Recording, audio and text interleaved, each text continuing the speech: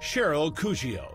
She was once a scared teenager with a terrifying secret that she has now revealed in shocking detail to Crime Watch Daily. He kind of just came up from behind me and just pulled my shorts down and had his pants down. You were 11. I was 11. All about the years of brutal sexual abuse she says she suffered at the hands of her own father, Jim Pearson. And what she finally did to end it all. I just said, who would be crazy enough to kill somebody for money? And he said, I would. Sean Pica is that person who agreed to take out Cheryl's dad. She very specifically asked me to kill her father. Once a scared kid himself, Pica says he was just trying to help his friend Cheryl by doing her a really big favor. Her father stepped out of the house. As he stepped towards me, I stepped out of the shadow, and there was a moment of recognition. This is Sean Pica today, sitting down for an exclusive new interview with Crime Watch Daily, giving his side of the story that Cheryl Cuccio told us yesterday. How did you meet Cheryl? Cheryl and I sat next to each other, because our last names both start with P, for 150 million years, from grade school all the way up. Back at high school in Long Island, New York, they were two classmates who talked about everything under the sun in homeroom. And then one day, he says, the talk turned to murder. There was a teacher at one of the local high schools that had hired one of her students to kill her husband. And that turned into a very private conversation between only Cheryl and I, where she said that she wanted to kill her father. For Cheryl, it's the only way to end her nightmare. Did she specifically say that her father was sexually molesting her? She did, yes. And did she get into detail about this? No, I wasn't asking details. I mean, the second that she told me that her father was doing things that he shouldn't have, I was there with her. I got it. Did you believe her? I did, yeah. I still believe her. But Cheryl told us that she never explained to Sean any of the dirty details about why she wanted her father dead, and that he was willing to do it for the money alone. Pica, on the other hand, tells me he wanted to help end his friend's pain, but now he was tortured. I continually danced with it in my head that I knew that I was doing something very wrong, but I was doing it for the right reason, and I was helping a friend. He says Cheryl agreed to pay him $1,000 for the job. $400 up front, which Sean says he used to buy a gun from a friend.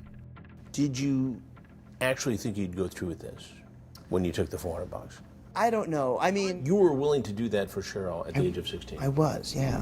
Cheryl has taken a big step in contracting to kill her dad, a single father who she says is not only a harsh disciplinarian, but a monster who has raped her repeatedly.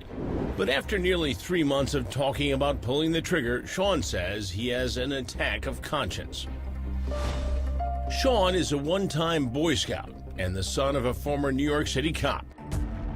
He's not the kind of kid who would go around committing murder for friends. I met with her and told her, I just can't do it. And the burden, I mean, I felt like a truck had been lifted off my back. That's why what happens next defies the imagination, unless you can imagine being 16 again and literally under the gun. I just felt like I had let her down and that there was no one else that was going to help her. 16-year-old Sean Pica is faced with the most momentous decision of his young life, to kill or not to kill. The conversation became very serious very quickly, and I wasn't able to kind of share with anybody else or maybe get some guidance from anybody else. He says at first his conscience won't allow him to do what he first promised, murder the father of his friend Cheryl Pearson. Pica claims Cheryl told him her father was molesting her, a claim Cheryl denies. Cuccio does admit she told Pica she wanted her dad dead and asked him to do it. I was just racked with guilt that I had let a friend down. Finally, Pica says he can't take it anymore. Tell me about that morning. What did you do? I woke up that morning and I had the gun already, and I went to her house. I remember walking down her street, gun in hand, just saying, well, if I get stopped or if somebody sees me, then that's what happens. And I was just waiting for something to kind of stop this from going in the direction it was going in, but I didn't stop. The former Boy Scout and son of a cop, a scared 16-year-old kid walking down the street pre-dawn with a gun in his hand. But he could be the most cold-blooded hitman alive when he sees Cheryl's father headed out of his house on that dark morning in February. I stepped out of the shadow. No words were exchanged. He pulls the trigger 5 times. 5 times. Yeah, He said nothing. no, You said nothing. no. And I just walked away and went home. All 5 bullets find their mark. As he walked away, Sean Pica knew his friend's father would never bother her again. I went there to kill him. It just seemed like I didn't want to fail. Pearson lies dead in his driveway, but Sean says he didn't even let Cheryl know he was coming over that morning to do the job. And when he goes back to school, the hallways are buzzing with gossip. None of it about him.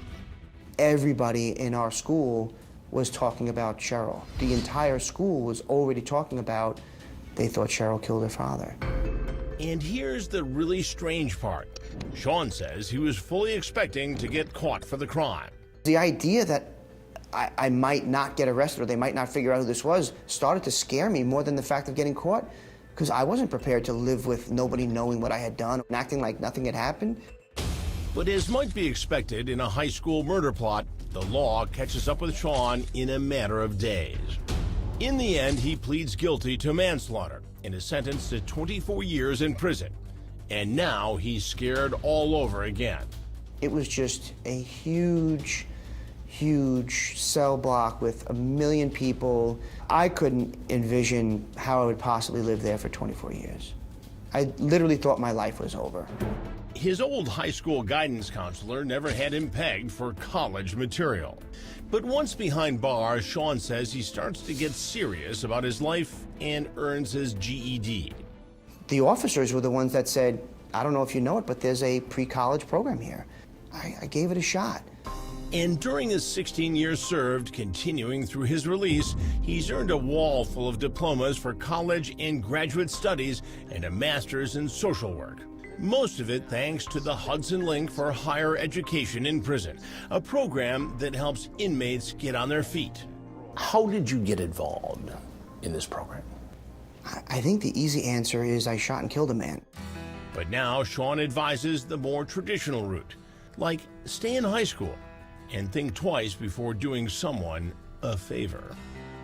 Is it hard for you to look back at the 16-year-old Sean who killed Cheryl's dad?